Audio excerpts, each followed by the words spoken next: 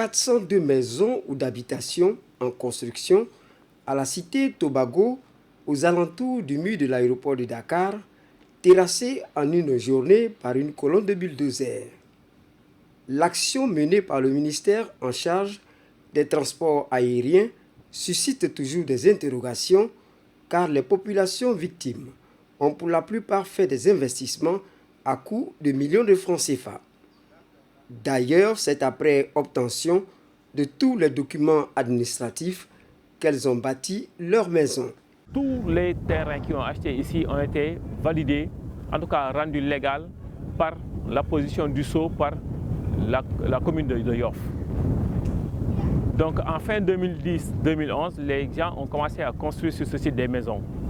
On a construit jusqu'en 2015 et en 2015, on avait déjà identifié 182 maisons R+1, 132 maisons rez-de-chaussée et le reste c'était juste des fondations, mais des fondations à coût de 9 millions, 10 millions, des murs d'élévation et des murs de clôture.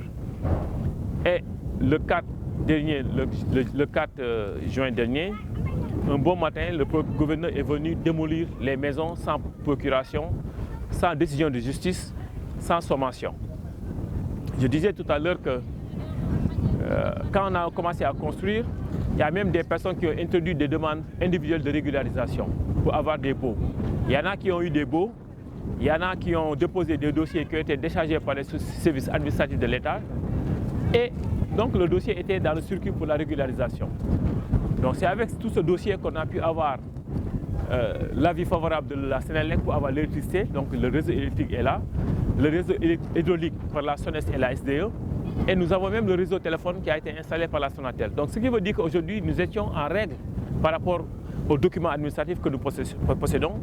Et c'est avec ces documents que ces démembrements de l'État ont pu amener les réseaux qui les concernaient, soit avec l'électricité, l'hydraulique et le téléphone. Mais ce que personne n'a pu comprendre, personne ne peut comprendre d'ailleurs, c'est que l'État puisse démolir sans pourtant respecter la procédure en matière d'expropriation foncière. Parce qu'aujourd'hui, il y a une restriction des biens appartenant à autrui. L'État parle de problèmes de sécurité. Parce que comme on n'avait pas reçu de documents officiels pour le déguerpissement, on n'avait aucune information officielle sur les raisons qui ont motivé la démolition. Maintenant, c'est le lendemain des démolitions que M. Abdoulaye Diouf Sarr, maire de Yoff, également ministre du Tourisme et des Transports aériens, est sorti dans les médias pour dire qu'ils ont démoli, ils assument, pour des raisons de sécurité aéroportuaire. Fort heureusement pour nous, le lendemain, le directeur des aéroports du Sénégal, Pape Maël Diop, a fait une sortie dans la presse pour dire que ces maisons n'avaient rien à voir avec la sécurité de l'aéroport. Que l'aéroport faisait partie des aéroports les plus sécurisés au monde. S'il n'y avait pas de sécurité à Obama, le président Obama n'allait pas atterrir ici à l'aller au retour en allant en Afrique du Sud. Donc ce qui fait qu'aujourd'hui, même le gouvernement est en contradiction dans ses propos, dans les propos qui sont avancés et qui devaient motiver les démolitions. Je défie quiconque d'apporter des papiers en bonne et due forme. Maintenant, des papiers frauduleux, bien sûr, il y en a toujours. Il y a toujours des gens qui passent outre en essayant de trouver des papiers frauduleux par-ci, par-là, en essayant de soudoyer ou bien de soudoyer quelques services de l'État, etc. Oui, ça peut exister. Mais des papiers quand même qui respectent les normes, les règles, je ne pense pas. Après le passage des bulldozers, place aux interrogations. Qui a cassé et fait reculer l'ancien mur? La mairie de Yoff se défend. L'État a constaté, à travers le ministre de l'Intérieur, le gouverneur, qui sont en charge de la sécurité du territoire, ils ont constaté que quand même il y a eu une spéculation foncière sur la zone non édificante, c'est-à-dire une zone comprise entre la cité Tobago et le mur de l'aéroport. Et même, ils sont allés plus loin, en dehors des spéculations, des aménagements, il y a eu des constructions irrégulières. Et ils ont procédé à une démolition, donc des constructions, à une démolition des fondations qui étaient un peu en cours dans cette zone. Voilà vraiment la situation qui s'est passée dans cette zone. Les gens de bonne foi, des autorités qui sont venus ici après avoir été sommés, ils nous ont dit qu'ils savaient ce qu'ils faisaient. ils faisaient des bi-gagne, bi-perte, quoi. Vraiment, ils ont voulu anticiper sur la délocalisation de l'aéroport vers Diass. C'est ça la vérité. En tout cas, peut-être pas tous, mais la majeure partie, ils avaient misé sur ça. L'aéroport va bientôt être délocalisé. Achetons, construisons. Tout va se terminer par une négociation.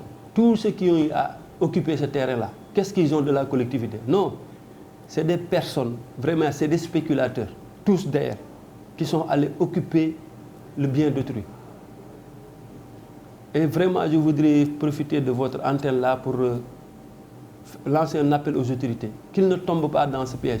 Les victimes se sont constituées en collectif pour obtenir des dédommagements et une action est déjà en justice. Mais elles se disent disposées au dialogue et multiplient les tentatives pour rencontrer le chef de l'État sénégalais. Depuis le début, on a privilégié le dialogue.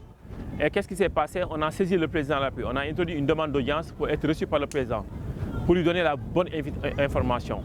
On a été reçu par son directeur de cabinet politique, et en tout cas ses plus proches collaborateurs. Et durant cette audience, on a pu rétablir la vérité en donnant la bonne information. Malheureusement, le directeur de cabinet nous disait que j'ai parcouru le rapport et les informations que j'ai reçues ici aujourd'hui de vous sont totalement différentes de ceux qui sont consignés dans le document qui a été présenté au président de la République. Ce qui veut dire qu'aujourd'hui, le gouvernement a été mal informé, en tout cas des gens mal intentionnés ont fourni une mauvaise information au président de la République. Donc, dans cette audience, ils avaient demandé de produire un mémorandum en identifiant le sinistre, le nombre de maisons, les propriétaires et tout, et on devait remettre ça au président de la République. Ce qui a été fait, on a remis au président de la République un mémorandum avec toute la situation, la genèse de l'occupation du site,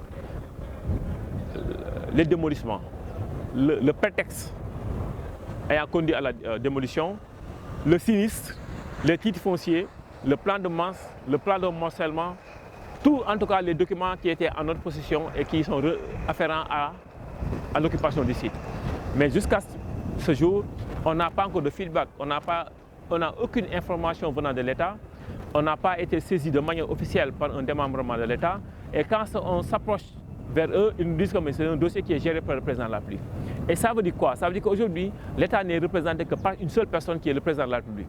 Et c'est vraiment dommage au Sénégal aujourd'hui qu'on veuille aller vers l'émergence, qu'on veut aller vers le développement avec un mécanisme fort qui est aujourd'hui le PSE et que l'État soit représenté par une seule personne. Oui, c'est vrai qu'il faut des concertations, il faut beaucoup de discussions, parce que c'est des questions très complexes. Les questions foncières sont toujours des questions complexes, mais malgré tout, il faut que l'État aussi prenne ses responsabilités, parce que nous sommes dans une république. Et c'est en ce sens que l'État doit prendre ses responsabilités.